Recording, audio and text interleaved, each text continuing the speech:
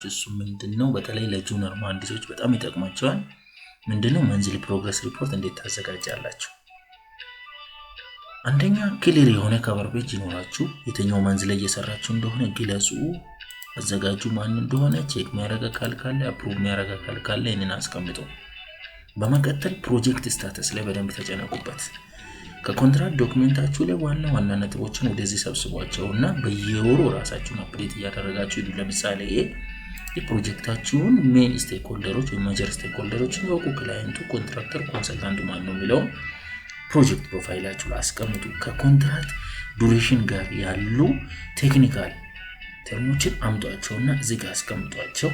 ከኮንትራክት አማውንት ጋር የሚገናኘው የፔመንት ሰርቲፊኬት ስታተሳችሁን ፕሮጀክት ፕሮፋይላችሁ ላይ አስቀምጡ።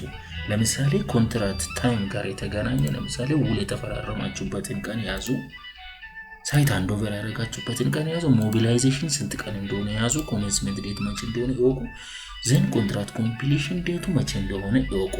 ከዛ ኮንትራክት ኦሪጂናል ዱሬሽናችን ስንት ነው የሚለውን ማወቅ እንችላለን ከኮንትራክት አግሪመንታችን ላይ ማለት ነው። ለምሳሌ እኔ ኬዝ ላይ 365 ቀን እንደሆነ ይታወቃል። ታይም ኤክስቴንሽን ያካለ እሱን ማስቀምጡ። ሰፕሊሜንተሪ አግሪመንታችሁን ወደ ቀን ቀይሩና ስንት ቀን እንደሚመጣ እሱን ማስቀምጡ። ቫሪዬሽኑን ወደ ቀን ቀይሩትና ስንት ቀን እንደሚመጣ ይወቁ። በተለያዩ ምክንያቶች የመጣ ዲሌያንስ ካለ ስንት ቀን እንደሆነ እሱን ያዙ። ዜርፎር ቶታል ኮንትራክት ዱሬሽናችን ስንት ቀን ይመጣል? ያ ማለት ኦሪጂናል ኮንትራክት ዱሬሽን ሲደመር የቫሪዬሽን የሰፕሊሜንተሪ እና በተለያየ በዲዛይን ሞዲፊኬሽን ምናምን ምክንያት የሚመጣ ዱሬሽን ካለ የነዚህ ሁሉ ድምር ይመጣል ማለት ነው። በኔ ኬዝ ሌሎች ሰፕሊሜንተሪ እና ቫሪዬሽንን ቀይሬ ስላላስገባው 365ን ይዞልኝ መጥቷል ማለት ነው። በዚሁ ደግሞ ስራው ከተጀመረ ምን ያክል ጊዜ ሆኗል የሚለውን አስቀምጡ። 2 ወር ከሆነ 2 ወር ለምሳሌ እኔ 2 ወር ሆኗል ብዬ አስዩም አድርጌያለሁ። ይሄንን ደግሞ በፐርሰንት ማወቅ እንችላለን። ከቶታል ኮንትራክት ዱሬሽናችን አንፃር 2 ወሩ በፐርሰንት ስንት ምን ያህል ነው ማለት ነው። 16% ሄዷል።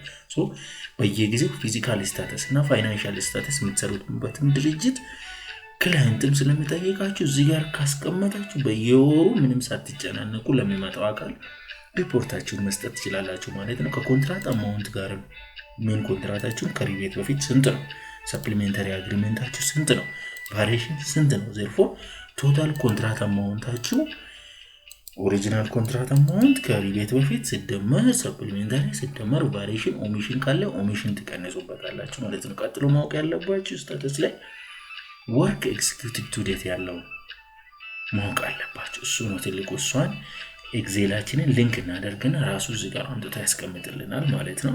ከዛ ደግሞ የፔመንት ሰርቲፊኬታችሁን ስታተስ እዚህ ይወቁ። ምንድነው ወርክ ኤክስኪዩቲቭ ቱ ዴቱን ሲታወቁ ፋይናንሻል ስታተሳችሁን ታውቃላችሁ።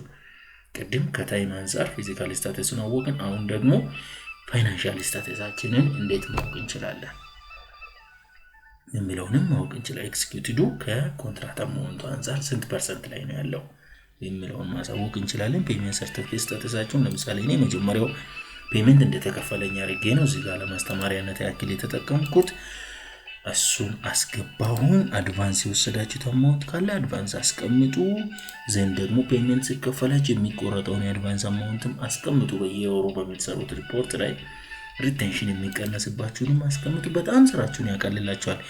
ቀጥሎ የምትሰሩት ምንድነው? ፕሮጀክት ሪፖርታችሁን ነው። ፕሮጀክት ፕሮግሬስ ሪፖርት ነው የምትሰሩት። ፕሮጀክት ፕሮግሬስ ሪፖርት ስትሰሩ ቢል ኦፍ ኳንቲቲ ላይ ያለው አክቲቪቲውን ሙሉ ታመጣላችሁ። የሜን ኮንትራክቱንም የሰፕሊሜንተሪም የቫሪዬሽኑንም ሙሉ አክቲቪቲ ከነ ግሬቱ ከነ ኳንቲቲውና ከነ አማውንት ታመጣላችሁ ማለት ነው።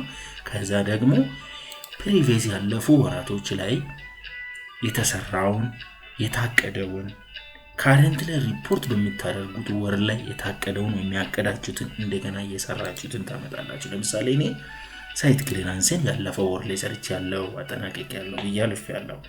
እንደገና ደግሞ ባልክ ኤክስካቬሽን 1.5 ሜትር ድረስ ቆፍሬ ጨርሻለሁ። አሁን ግን ካረንት መንዝ ላይ አሁን ሪፖርት ማደርገው ወር ላይ ባልክ ኤክስካቬሽን ከ1.5 በላይ መቆፈራውን አቅጃለሁ፣ እንደገና ሰርቻለሁ እዚህ ጋር እንደምታዩት ማለት ነው። ቀጥሎ ደግሞ ፒት ኤክስካቬሽንም እንደዛው አቅጃለሁ ሰርቻለሁ። የተወሰነ ካርታዌ አቅጃለሁ ሰርቻለሁ።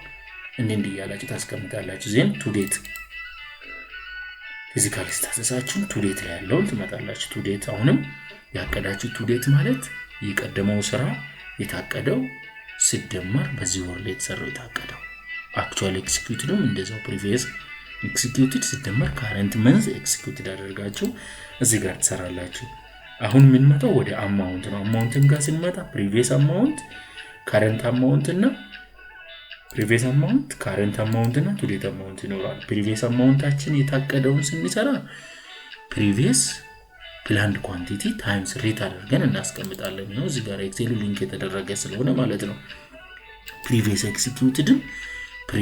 executed quantity ሲባዛ rate አድርገን አማውንታችንን ማወቅ እንችላለን ዜን current month ላይም እንመጣለን እንደዛው current month ላይም current quantity ሲባዛ rate አድርገን እናስቀምጣለን ማለት ነው therefore ቀጥሎ ምን ይመጣል ማለት ነው to date ወይም cumulative ያቀድነውና cumulative የተሰራው ይመጣል ከዛ በኋላ አሁን መተን ምናችንን ማወቅ እንችላለን የተሰራው ስራ ከታቀደው ያህል በፐርሰንት ምን ያክል ነው እንደገና የተሰራው ስራ ከኮንትራክት ኳንቲቲ ወይም ከኮንትራክት አማውንት አንፃር ምን ያክል ነው ምን አይነት ልዩነት አለው ለምሳሌ አሁን በልክ ኤክስካቬሽን ጋር ሲመጣ እኔ የተሰራው ከኮንትራክት አማውንቱ ጋር ሲሰራው 102% ይላል ይሄ የሚያሳየው ምንድነው የተሰራው ስራ ኮንትራክት ኳንቲቲ ላይ ካለው ይበልጣል ማለት ነው ኦኬ ሌሎቹንም እንደዚህ ያደረጋችሁ በየው ያለውን ልዩነት ያወቃችሁ ማሄድ ትችላላችሁ ማለት ነው ከዛ በኋላ ፕሮጀክት ፕሮግሬስ ሪፖርት ላይ ሰራችሁትን ሳመሪ ኦፍ አክቲቪቲ ላይ ማምጣት ትችላላችሁ ለምሳሌ ሌላ ጊዜ በሰፊው ያሳያችኋለሁ የሜን ኮንትራክት አማውንት 300,000 ከየት ነው የሚመጣው ከፕሮጀክት ፕሮግሬስ ሪፖርታችሁ ላይ ትመጣለች ማለት ነው እሱን ሊንክ እናደርጋለን እንደገና ደግሞ ሰፕሊሜንታሪ አግሪመንት 90,000 ከሱ ላይ ሊንክ እናደርጋለን ፕሮግሬስ ሪፖርት ላይ የሰራነው ነው ሊንክ ያደረግን የምንሄደው ማለት ነው ቫሪዬሽን ላይም 75,000 እዚህ ጋር የመጣው ሊንክ ያደረግን ነው የመጣው ሶ አሁን ሜን ኮንትራክት previous executed amount ስንመጣ 6 ሚሊዮን እኔ ለሳምፕል የተጠቀምኩት ቁጥር ነው እዚህ ጋር ያለው ቁጥር አክቹዋል ቁጥር አይደለም 6 ሚሊዮን ነው ፕሮጀክት ፕሮግሬስ ሪፖርት ላይ ካለው ነው ሊንክ የማደርገው ማለት ነው ሊንክ የማደርገው that means 6 ሚሊዮን previous executed of main contract 6 ሚሊዮን እንደገና ደግሞ current month executedን እዚህ ጋር ፕሮጀክት ፕሮግሬስ ላይ ሰራሁት 8 ሚሊዮን አለ 8 ሚሊዮን አመጣለሁ ማለት ነው በዚህ መሰረት ሊንክ ያደረጋችሁ ትሄዳላችሁ ዘን ሊንክ ያደረግን ስንሄድ አሁን እዚህ ጋር planned for this month 10 ሚሊዮን አቅደናል so executed for this month 8 ሚሊዮን ተሰርቷል so percent executed versus plan 80% ከታቀደው አንፃር አቺቭ አድርገናል ማለት ነው cumulative እንደውም to date ጋር ስንመጣ ደግሞ 66% አቺቭ አድርገናል ይላል ከዛ በኋላ አሁን ፕሮፊታችንን ማወቅ እንችላለን ወደ ፕሮፊት መምጣት እንችላለን ፕሮፊት ላይ ስንመጣ አሁን ግን ፕሮፊት ጋር ከመምጣታችን በፊት ፕሮፊትን ለመስራት ኤክስፔንስ ማወቅ አለብን ማለት ነው ኤክስፔንሳችን ምን ኤክስፔንስ አለው አንደኛ ማቴሪያል ኤክስፔንስ አለ ማቴሪያል ኤክስፔንስ ጋር ስንመጣ ማቴሪያሎቻችንን ልክ እንደ አክቲቪቲው ሊስት እናደርጋለን ለምሳሌ አሸዋ ጠጠር ብረት ሲሚንቶ መስማር ያሏችሁ ሙሉ ሊስት አድርጓቸው ሁኔታቸውን ጻፉ እንዳስቸግራችሁ ከዛ ያለፉት ወራቶች ላይ ዴሊቨሪ ያደረጋችሁ ሳይታችሁ ላይ ገባው ማስገቡ አሸዋ ለምሳሌ እኔ 5 ያለፈው ወር ላይ ገብቷል ብያለሁ በዚህ ወር ደግሞ 3 ገብቷል ብያለሁ ቱ ዴት ጋር ሲመጣ በሁለት ወር 8 ቢያጁ አሸዋ ገብቶልኛል ጠጠርም እንደዛው 7 ያለፈው ወር ላይ 2 በዚህኛው ወር ላይ ቱ ዴት ላይ 9 ጠጠር አለኝ ማለት ነው ከዛ በኋላ ማቴሪያል ኮንሱምዳችሁን ማስቀመጥ ትችላላችሁ ለምሳሌ አሸዋ ያለፈው ወር ላይ 4 ተጠቅሜያለሁ ነው የሚለው በዚህ ወር ላይ ደግሞ 1 ተጠቅሜያለሁ ይያልኩኝ ነው ስለዚህ አጠቃላይ 5 አሸዋ ተጠቅሜያለሁ ልክ ከዛ ዩኒት ሬታቸውን አስቀምጡ ዩኒት ሬት ደግሞ በየጊዜው ይለያያል ያለፈው ወር ላይ ያስገባችሁት አሸዋ በዚህ ወር ስታስገቡ ሊለያይ ስለሚችል ሬቶቹን ለይታችሁ ብትጽፉ የተሻለ ይሆናል አኩሬት የሆነ ኤክስፔንስ ለማወቅ ማለት ነው ከዛ በኋላ አማውንቱን ማስቀመጥ እንችላለን ዜን እዚህ ጋር መተን ስቶክ ባላንሳችንን ማወቅ እንችላለን። አሁን ካልኩሌትድ ስቶክ ባላንሱን እዚህ ጋር ይሰራልናል ማለት ነው። ለምሳሌ አሸዋ 3 ቢያጆ አለኝ ይላል። ምንድነው የገባው እና ስራ ላይ ዋላውን ስቀንሰው 3 ቢያጆ ሳይክል አለኝ ይላል። ስለዚህ አክቹዋል ስቶክ ባላንሳችሁንም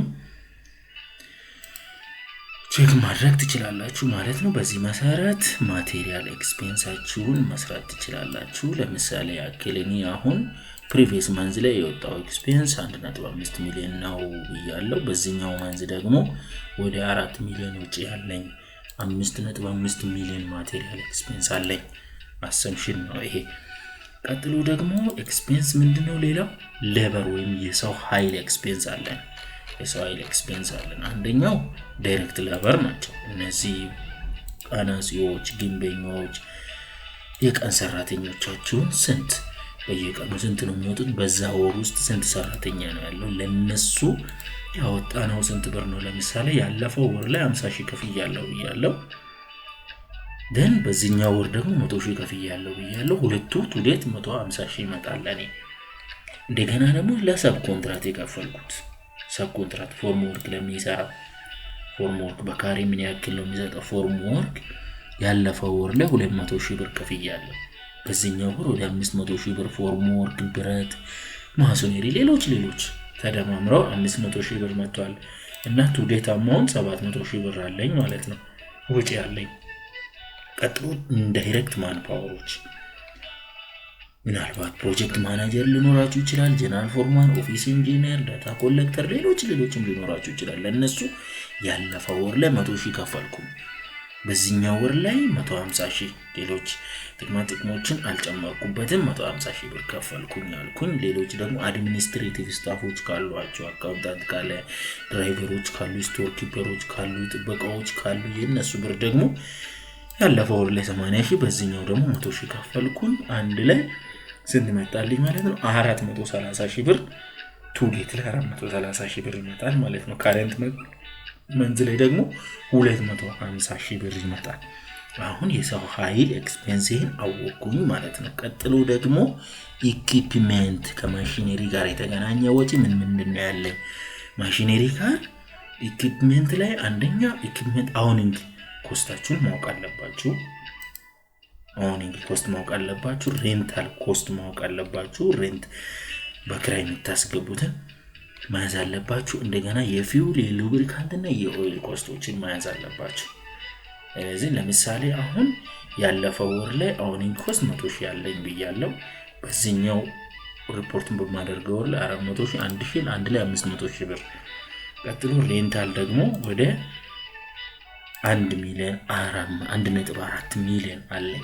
አሁን ለናፍጣ ለምናምን የወጡ ወጪዎች ደግሞ እዚህ ጋር ስትመጡ ፕሪቪየስ መንዝ ላይ ወደ 300,000 ብር ነው ያለኝ።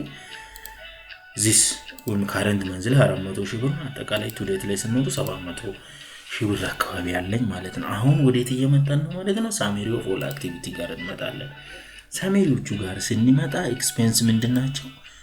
ማጀር ኤክስፔንሶቹ ማቴሪያል፣ ማን ፓወር እና ኢኩዊፕመንት ናቸው በዋናነት። ስለዚህ ሌሎች ተያያዥ ወጪዎችም እንዳሉ ሆኖ ማለት ነው።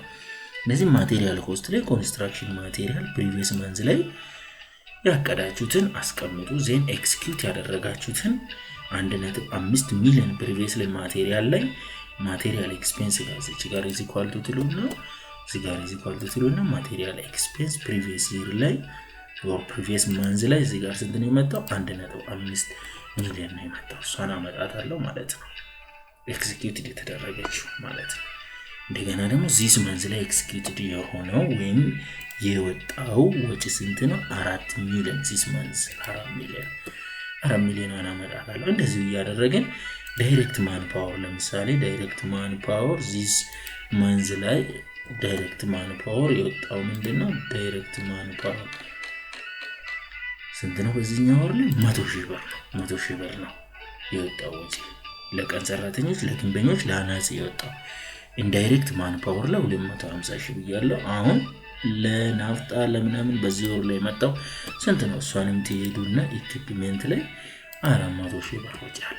አጠቃላይ በዚህኛው ወር ላይ 6.5 ሚሊዮን አካባቢ ኤክስፔንስ አለኝ ማለት ነው።